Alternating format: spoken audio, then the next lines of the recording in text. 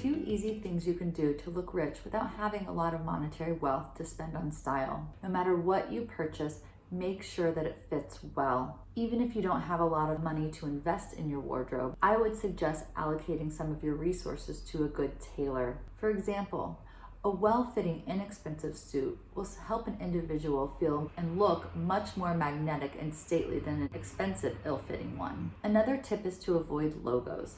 That way your clothing and your personal style stand out, and it won't call attention to brands or any status associated with those, as logo-free clothing generally comes across as more polished and refined.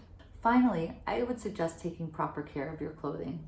Make sure your outfits are always steamed or ironed. Make sure any sweaters that are pilling are de-pilled using a sweater comb. Make sure that your shoes are always shined and reinforced with shoe trees when you're not wearing them. And always finish your looks. Make sure you're wearing a belt, make sure your socks coordinate, you're accessorized. Taking care of these details really shows that you are meticulous, detail-oriented, and that you take pride in your appearance.